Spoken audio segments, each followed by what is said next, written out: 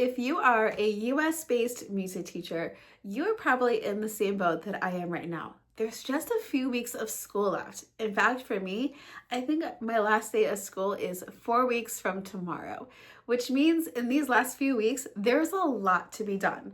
On top of my husband's schedule and all of his final band concerts, and my own kids who are at a separate school and all of their end of year obligations and activities, on top of my own obligations with 3 concerts, my teacher evaluation, and grades, May often turns into Maycember. Just as busy as December, but without the gifts. One of the hardest aspects of the month of May for me is doing grades. So let's talk about grades. Hi, my name is Erin, and I am a K-5 elementary music teacher from Northern Indiana, and I'm also the teacher author behind From Do Re Mi to You. I have 1 month of school left, which means I need to start thinking about grades. Grades take a lot of time and a lot of brain capacity, and they can be really stressful for even seasoned and veteran teachers. So this video is just as much inspiration for myself to get started as it is hopefully inspiration for you to make grading a little bit less stressful. So let's dive in. My number 1 tip for doing grades at the end of a semester is don't set yourself just one due date, but multiple checkpoints along the way. So I know that my grades are due by the end of the day on June 6th. But if I just kept that due date in my mind, I would have a hard time processing all the different elements and aspects of this really large project in hopes that I get it done by June 6th. I know for me, I need to set checkpoints along the way. So this could mean that I want to get a class done every single day between now and June 6th. Or maybe I could say by the end of the week, I want to have kindergarten done. And then the next week, I want to have 1st and 2nd grade done, and so on and so forth. Everyone's brains work a little bit differently, but set yourself checkpoints along the way and to help keep you on target. Number 2 is to schedule it in. Hopefully by this point of the year, you have some sort of working routine to help you get your planning done on time and all of your other administrative tasks. But when it comes to entering semester grades and comments, that's not a weekly occurrence for us. So this is an extra project that's really big that somehow we have to fit into an already busy season. So you can set all the goals you want, but if you don't actually schedule time to do that, you're not likely to accomplish those goals. So again, everyone's schedule is different, everyone works differently, so set yourself time to work on your grades. This could mean, hey, I'm gonna set aside 30 minutes after school is over and I'm gonna try to get a class done in that time. Or maybe you like to block your time and you're gonna say, you know what, Friday afternoon, instead of going home, I'm gonna go to Starbucks for 2 hours and try to knock out as much as I can. So make sure you schedule it in. Number 3, set the atmosphere. Now for me, when I do my TPT business, when I'm creating resources, it's usually in the evening after the kids are in bed. And honestly, my favorite place to work is on the couch where I can just kind of curl up with a blanket and my laptop and start typing away. But I know personally for me, once the kids are in bed and I sit on that couch with a cozy warm blanket, my brain starts to shut off for the night. And while I often sit on the couch and create resources, I know that I am not the most efficient with my time, especially when I have access to a home office right here.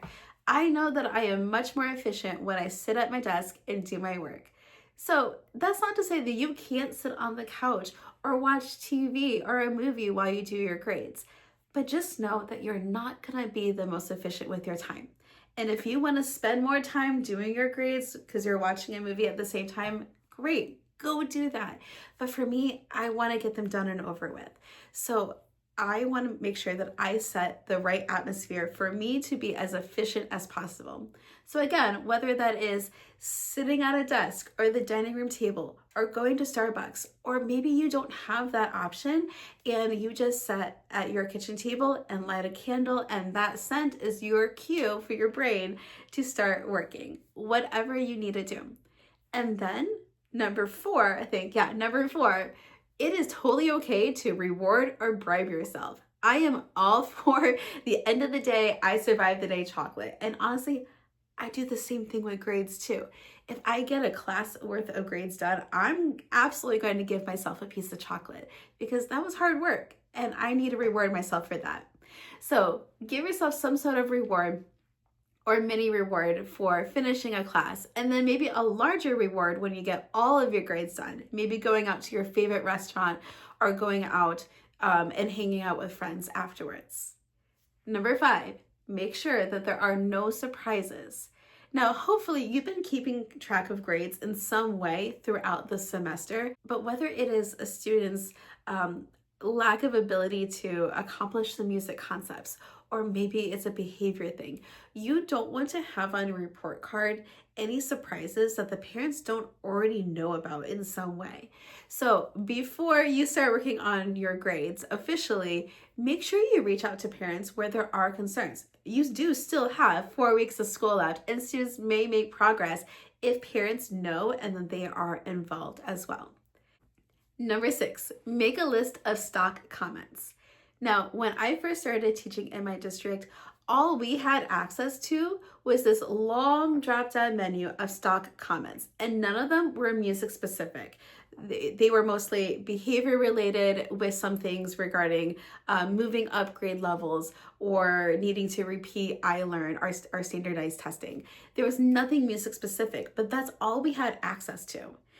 So instead of just getting lost in that drop-down comment menu, what I started doing on the recommendation of one of my colleagues was to make a list of 10 or 12 different comments from that list and then writing the codes down.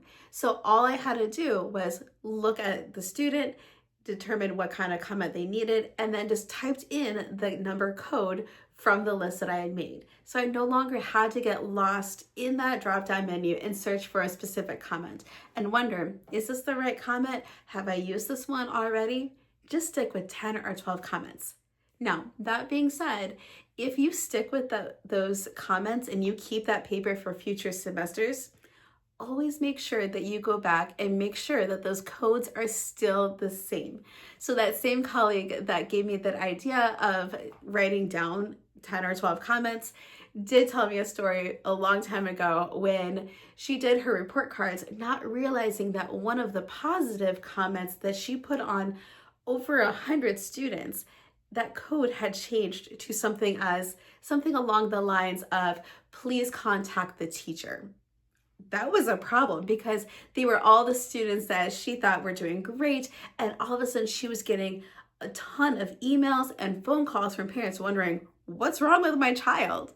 So always make sure you double check the codes to make sure you're not entering in something that you don't need to enter in. Now, number 7 kind of goes along the same lines, but make sure you have some sort of editable list of custom comments so you're not always recreating the wheel.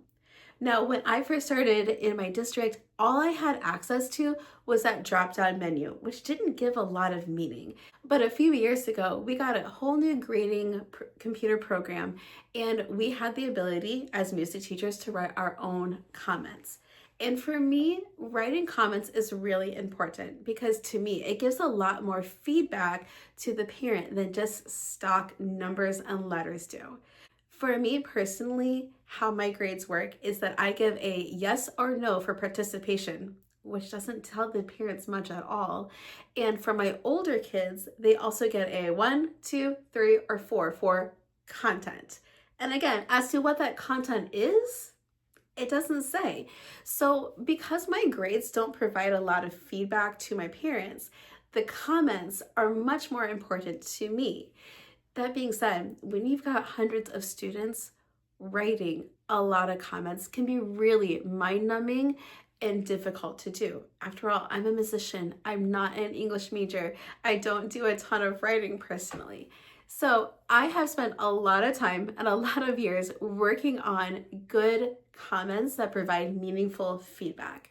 And so now I have this list of comments that when I have a specific student that needs a custom comment, I can pull it from my document, copy and paste, type in the student's name, and then, here's the important thing, fully customize it to that student. I don't want to have a stock comment that I give to over half the class. So I've been working on this list for a while and I decided to share it with you. So I have this freebie that is down below. I'll put the link, and I have a list of, I think there are 25 different comments. It's an editable Word document, so you can change it however you need to, because at the end of the day, I want you to be able to do your grades and do them efficiently and do them well, but not be overwhelmed and stressed. So these comments are somewhat vague, so you can include your own details, but they're also really customizable. So you can delete what you don't need, add what you need to add. Heck, you can even take multiple comments and combine them together.